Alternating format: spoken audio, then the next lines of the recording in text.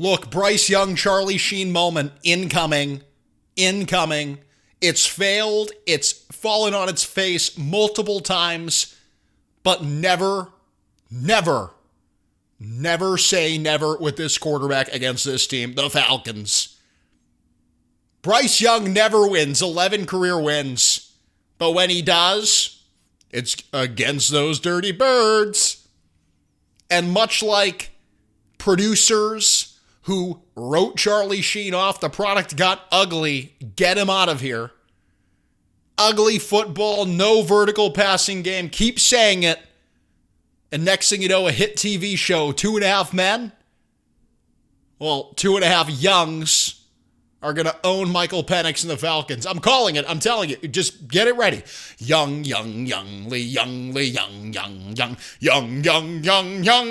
young. It's coming. I'm telling you. I have a weird feeling about this game for Bryce Young. And there's been questions about the vertical passing game. There's questions even about the locker room. This week's been a disaster. It honestly is one of those weeks where you just want to bury it and move on. As a fan, as a player, etc., you want to move on. This is the main story. If you've been with this program for a while, you know I hit on this point a lot going into the season. And I know many of you do remember this. I'm confident. When I said that this season was about Young versus the other guy. Now, I was royally wrong about that. I was completely wrong. That take was awful because it's been anything but that. In fact, the Panthers are winning through any means other than the quarterback. It's how can Dave Canales do it without a quarterback? Defense, special teams. In Green Bay, you won because you knew how to play the coin toss. Come on. You're doing everything but throw it downfield. Well, this game, I think differently. This game, look, the difference is the quarterback because you and the Falcons are similar. I think the Panthers have better coaching. The Falcons 3-6, the Panthers 5-5. The Falcons have been in some of these games. I think what holds them back is the coaching. I think they have good defensive coaching. I think the offense it's just an afterthought. A melted ice cube. Just throw it in the cocktail and let it melt away. We don't pay attention to it. They don't care about the offense. And they have all these weapons and they're kind of sitting back on the couch, like turning the volume up. Why won't this thing work? You know why it doesn't work in Atlanta? It's not the offensive line. It's not the playmakers. It's not Drake London. It's not Bijan Robinson. It's not the veteran, talented offensive line. It's the OC who doesn't make any adjustments. We learned that. But it's also the quarterback. The quarterback. Now listen to this. Here's Raheem Morris, Falcons coach, on their quarterback, Michael Penix Jr. He's extremely hard on himself. He's very accountable, almost to a fault, said Morris. Who does that remind you of? Who does that? Young. Reminds you of your guy. Quarterback struggling to find confidence. Well, it goes on. Here's the Athletic reporting. The coaching staff's confidence in second-year quarterback Michael Penix Jr. Superstar running back Bijan Robinson, veteran offensive line, colored every decision of this offseason. Sounds similar to your guy. Draft Tetro McMillan for Young. Their offensive line has been there. It's a little more homegrown than yours, but I digress. The Athletic goes on. However, things have failed. There are concerns or questions that I had going into the season on Penix Jr. Too many shotgun and pistol formations. The play calling sucks. That's my addition. That's not the journalism. And the quarterback's unwillingness to throw in the middle of the field. Similar to your guy. Unwillingness to throw it deep for Young. Unwillingness to throw it in the middle of the field for Penix Jr. I ultimately think that this week is about Penix versus Young.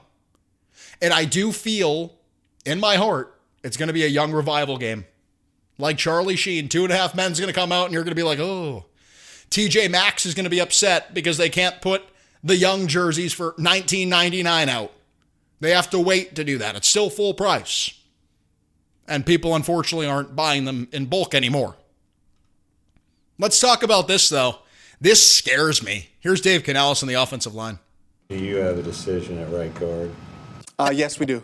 Chandler will play. Chandler will start this game. And when I look at these opportunities, I see these things as competitions that happen, where your focus can't be you're competing against your teammate, but it is about opportunity and who can make the most out of it. And so I'm excited for Chandler to get in there and see what he can bring us, in the run game and the pass. Why is Chandler Zavala in the game? Why is he starting over Austin Corbett, over some of these other practice squad guys like Jake Curran that you got from the Cardinals? Why is Chandler Zavala? Why? Why are we treating the offensive line like you're going into the refrigerator and smelling the milk?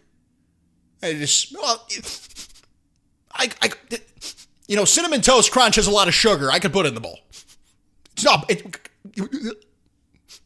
It'll work. It'll work. The soured milk, which is the Panthers' offensive line with Chandler Zavala. You've given him a million chances. You've given him a million tries. It doesn't work. It doesn't work with him. And I actually got this take from the comment section on X. I believe it was on Joe Person's tweet. Joe Person broke the news. Someone goes, why are we doing this late in the season? The Panthers are 5-5. You're in it. Why are you giving Chandler Zavala a platform to rekindle his career? Why do we keep giving this guy chances? It works with Curran. Corbett hasn't been perfect. It works better with Corbett. Why is Zavala getting another chance just for kicks and giggles?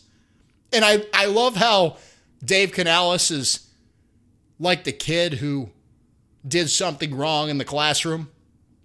I had a kid, he threw a paper airplane at my head one time. Oh, Miss Smith, I didn't throw the plane. That was someone else. Canales is just like, oh, no, we're not doing this for competition and opportunity. No, we're not doing that. No, we're not doing that. Eyes wide open.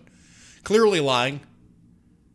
They're giving Zavala a midseason competition to win back the starting guard spot, the omnipotent, all-powerful starting guard spot for Chandler Zavala. I don't get why you're messing around with this. The offensive line, literally the identity of this team. A guy who had a 7.2 pass grade, PFF in 2023. Zavala, he's just, it's not it. It's not working. I believe he was a third-round pick in 2023. It's not working. It's not. Send him to Washington with Scott Fitterer. Just let him, Scott likes Cinnamon Toast Crunch with sour milk. He likes it. In fact, Scott has mini wheats. So mini wheats, like the frosting comes off the cereal and it sweetens the liquid. Scott's got mini wheats. Send him his guy. Send him Chandler Zavala. You have so many options other than him. Why are you doing a midseason competition? Please. Oh my gosh, that might have been my least favorite answer by Dave Canales all season. Let's just give Zavala a chance just because we want to try him out. Mike K goes on, assuming the logic here would be that Corbett can relieve two spots comfortably, as can Nyman. So the third depth spot is solely about special teams value that has nothing to do with what I'm talking about, but instead the first part does. They're starting Zavala because they want Corbett to be the first one off the bench. They did the same stuff with Brady Christensen, and it bit them in the butt. Christensen was the better guard. Christensen was the guy that you wanted out there earlier in the season. Who'd they play over Christensen? I totally forgot. I'm drawing a blank on that completely. But it ended up working. Your best offensive line combination had Christensen starting, filling in for Robert Hunt. And now, instead of sticking with the better player Corbett, they're putting in Zavala for either because they want Corbett to be the one off the bench or Dave Canales telling you they want to give Zavala another chance, a midseason competition. Please, Let's go to an optimistic note. Nick Scorton, integral to the defense. Integral to the defense. So I'm going to drop this Evero clip quick, and then I'm going to give you the worst news of this entire segment. So here's a Giro Evero. What have you seen evolve in his game, over these first 10 games? I think it's a big part of improvement.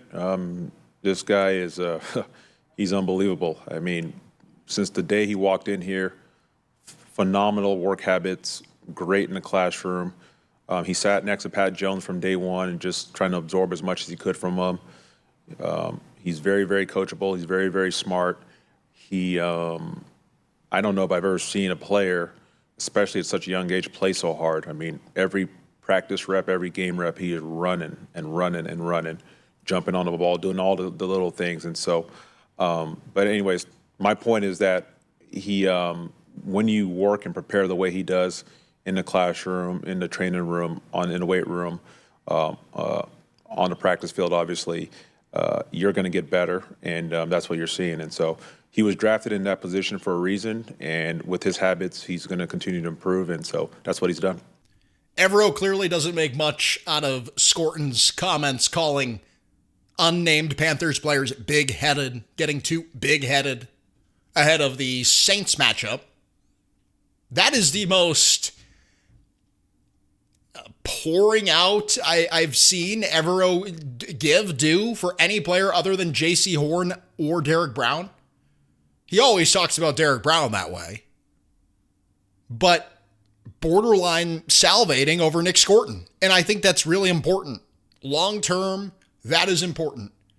Because I think Evero, one, I think he's a guy that feels burned. I think he looks around and goes, why don't you give me first round talent? Why are you taking consecutive players on offense in the first round? So in 2023, you're going to trade all our picks away and draft Bryce Young. 2024, you're going to draft a receiver who can't play. And then 2025, we're in the top of the draft. There's all these good defensive players.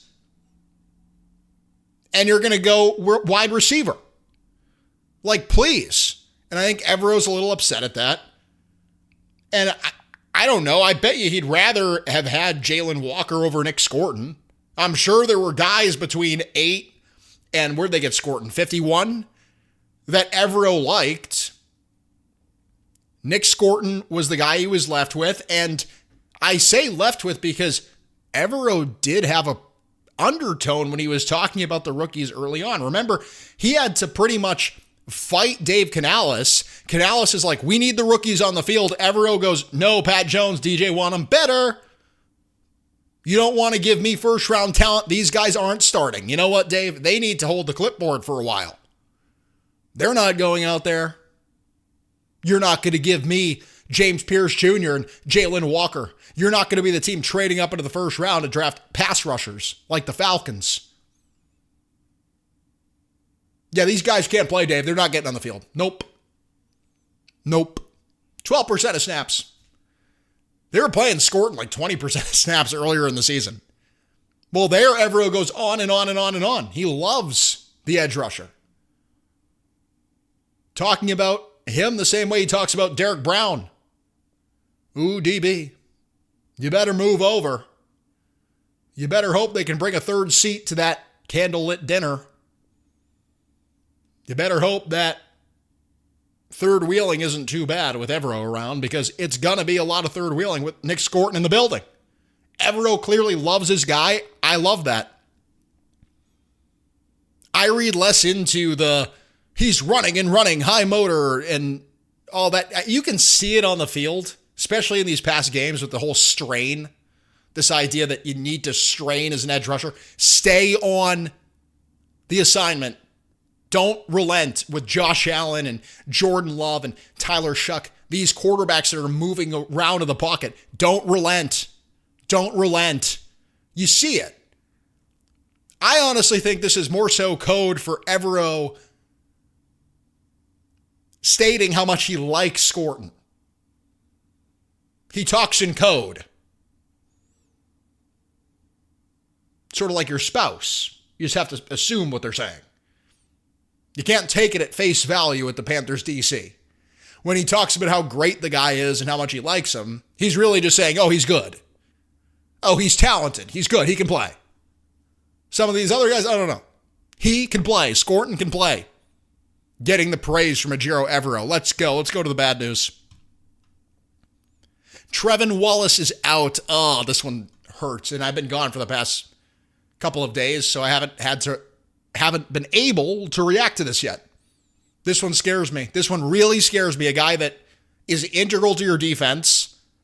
I think Wallace and Roseboom had a bit of a coming out party against the Falcons in week 3. Those guys were awful the first 2 games of the season. Would Wallace have like a 20 PFF grade or something like that?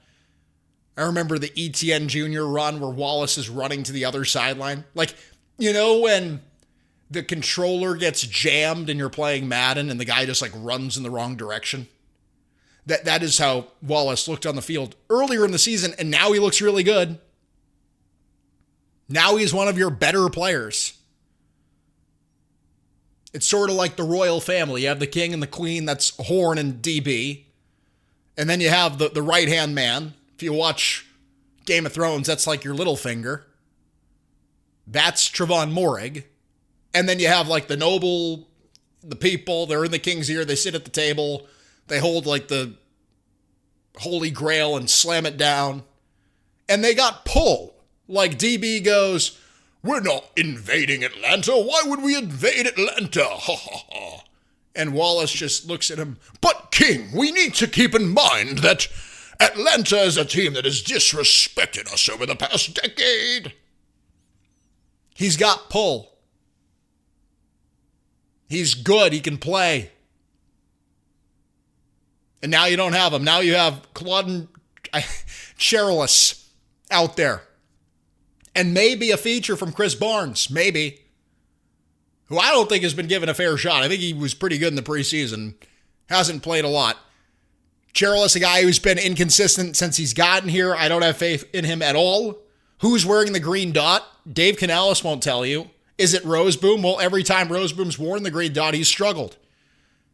I think Dave Canales said it, or was it Evero? I think Canales, it was a pretty cool creative comment he had. He's like, Roseboom just likes to go out there, let his hair flow, and run around. He's like a wild animal. The Tasmanian devil. You take him out of the cage and he just runs around. That's how he described Christian Roseboom. He doesn't like wearing the green dot. He doesn't want to be organized. Whereas Wallace likes the control. Wallace likes the play calling. He gets into it. It's like a game of chess. A bull in a china shop, Roseboom. A chess player, Wallace. Well, you're without your king. It all goes back to nobility. It all goes back to medieval times in this show. You're without Trevin Wallace, and it scares me. It scares me. And he was good really against those passes underneath, because I think that's what the Falcons are going to do. Michael Penix, 12 of 28 against the Colts. 12 of 28 last week. He can't throw in the middle of the field. You have to eliminate that from his game. I think a lot of their offense is just like hand the ball to the playmaker. Similar to the Panthers offense, where it was just get the ball. Dowdle, they'll do swing pass to Bijan Robinson or put Kyle Pitts in the, split him out wide and have him run a slant. And I think those underneath throws, Wallace has been dynamite. Same with Roseboom. And I noticed at first in the Falcons game, the circle of football coming back to point one. And it scares me that you don't have Wallace, because I don't think Cherilus is a plug-and-play replacement. I really don't think you have linebacker depth at all. And, of course, there's questions about whether or not the Panthers should have maybe brought in another bridge player at that position. Another guy like Jermaine Pratt, or I liked Spillane in free agency. Sue me. But they didn't. They didn't. Let's go on to this. Canales on the pass game. Here's Dave Canales on how the pass catchers and what they need to do to help Bryce Young improve.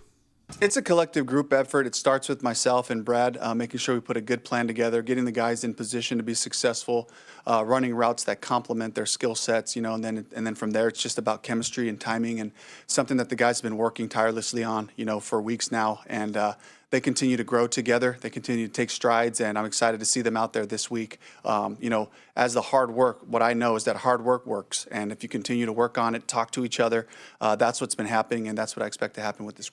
I'm not going to lie. At first, I was completely dismissive of this notion, which is the pass catchers are the problem. This idea that somehow McMillan and Coker and Leggett, they're the ones to blame for the quarterback's inability to throw it downfield.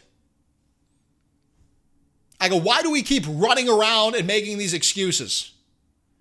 Why are we making things up now? Like, what's next? Damian Lewis's helmet has a gravitational pull, and that's why the ball somehow hits his helmet when it releases from Bryce Young's arm. It has a planetary force. It has a moon going around it, Damian Lewis's helmet. That's why Bryce Young throws it at the back of his head. But you gotta believe me. You gotta believe me. It's like, I throw the ball and it comes out and it just attracts to his helmet. I don't know why. I don't know why. Why does it do that? The ball's just like 100 yards in the air and just goes right down on Damian Lewis's helmet. Why? I don't think that's what's going on, much like I don't think that's what's going on with the receivers. I don't think they're to blame. But I read into it a lot, and I go, Canales gives you a little bit of a tidbit there. He goes, we want to make sure they know how to run the routes, or they're running the routes that are conducive to the development of our passing game, and that it's in their arsenal. And I'm not saying that you've brought in the wrong players. Please don't think I'm saying that. I'm not second-guessing McMillan. I'm not second-guessing any of the decisions. I think they've done a good job building that receiving core. Are Jalen Coker and Tetro McMillan's skill sets ideal for a quarterback like Bryce Young? Because I think McMillan and Coker specifically, those two, who I think are the most talented receivers, most talented pass catchers on your team right now, what do they do well? High point the ball. What do they do not so well? Separate. And all of Bryce Young's success is throwing to the open receiver. And I'm not saying that belittling. I'm not trying to undermine the quarterback's past success. I just think he's more of a pre-snap, high IQ, cerebral player. So maybe he can get guys open in unique ways, or make adjustments at the line of scrimmage, or whatever it is. They're blitzing. He knows where to go with the ball. He's smart. He plays loose. Those are the things he does well. Is throwing it up to a receiver who's draped in coverage something Bryce Young does well? Like, I don't think that's in his skill set. And I think instead that's what McMillan and Coker do. I think if you had a quarterback just slinging it around the yard, those guys would be making highlight reel catches all the time. I think Coker and McMillan, they're the type of receivers where it's a tight window, the quarterback fits it in, and they make the catch. And I think Bryce Young objectively has struggled. Last week, the ball wasn't even in the vicinity of the receivers. But I think separating, quick releases off the line of scrimmage, like maybe doing a quick little out, separating within a second, I don't think that's what their skill set is. This whole idea you have Jalen Coker as your slot wide receiver, I think, is indicative of this. Is he a true slot receiver? I know he did it at Holy Cross. He also was the best player on the field every single game. I think a lot of that was like, we might not even have a quarterback who can get it outside. We know this guy can dominate this competition. They're playing freaking Colgate. They're playing a college named after toothpaste. That's not the Crimson Tide. Please. I think some of this has to do with the receivers that you have. And I don't think they complement Bryce Young's skill set. I think that's true. I'm not making excuses. I'm not making them up. I'm just telling you, in an ideal world, you would have receivers that separate, they get open quickly, and that's how they play. I think that works better for Bryce Young. Well, Mike K writes this.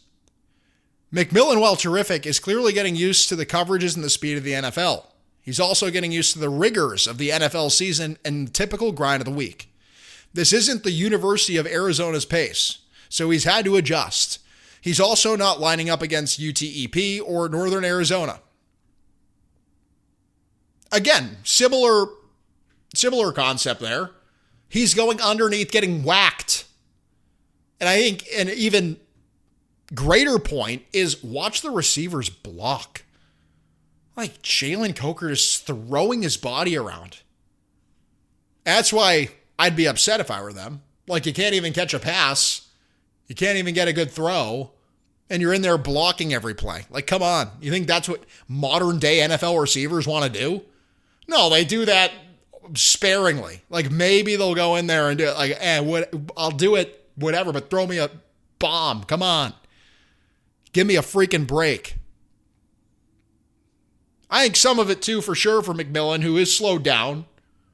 And if you look at the first half production versus second half production, it takes a huge dip with the Panthers rookie wide receiver.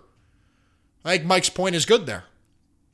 Good point by Mike K. Mike K, shout out. Alex Zetlow, shout out. They have had great analytics. The Charlotte Observer this week, just killing it in the analytics department.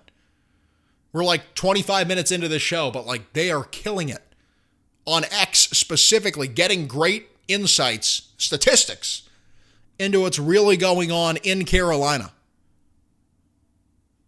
Tangent over, I want to tell you this. Tetairoa McMillan, who's fallen off in the second half, could that be because he's not used to the game and speed? He's getting whacked. He's slowing down. Or is that because they come out and the Panthers script the offense and they actually perform really well on the first drive when it's scripted, and then all of a sudden it falls off a cliff? I think that's also good food for thought as well. Jalen Coker, he had this to say on the Panthers quarterback. He was asked, I don't actually have the audio. I couldn't find the audio on this, but it's from Joe Person. In The Athletic, Jalen Coker on Bryce Young's struggles vertically. Oh, that was mean. Not his height. I mean downfield throwing. I have no comment on that, said Coker. I don't want to talk about that anymore. Crossed his arms. He didn't do that, but I don't think he did. Kind of sounds, I don't want to talk about that anymore. The downfield vertical pass, I don't want to talk about that. Second-year wide receiver Jalen Coker said, he's our guy. I'm always going to ride with him, and that's the end of the story. Ugh. He always gives that type of quote, but it's just an interesting thing. It's like there's a little bit of disconnect, I think, internally between the receivers, the coach, and quarterback. You know that. That's old news. That's why I'm telling you this late. But clearly the developmental pass game is poking its ugly head. And this is the perfect opportunity for Bryce Young to excel against a team he historically owns. He has 11 wins to his name, and 3 of them are against the Falcons. Alex Zetlow, Atlanta is the only NFL team that he's played more than once and has a winning record against. Now, they've beaten them in a bunch of different ways, but last year, January 2025, they killed them on offense. Bryce Young, 5 touchdowns in that game?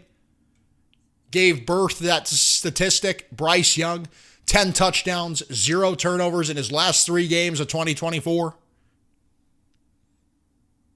Charlie Sheen moment. Young, young, youngly, youngly, young, young, young. It's coming. Young. But listen to this. Alex Zetlow goes on. The Panthers have still yet to allow a first quarter touchdown in 2025. There's 3 teams that have done this since the 2000 season. 2017 Eagles, 2022 Cowboys, and 2002 Giants. Well, the tone went on. 2017 Eagles, 13-3 Super Bowl victory over the Pats. 2022 Cowboys, 12-5 historical Cowboys choke in a game against San Francisco in the divisional round. Of course they're going to choke it. They're the Cowboys. They're not going to win. Come on. 2002 Giants, 10-6, lost in the wild card. You're playing playoff defense, top 10 defense, top 15 defense. Same thing. Who cares? It's playoff defense. It's playoff defense. When's the quarterback going to elevate this thing? It starts against those dirty birds. This is the tone. Thank you so much for tuning in. We will see you Monday morning.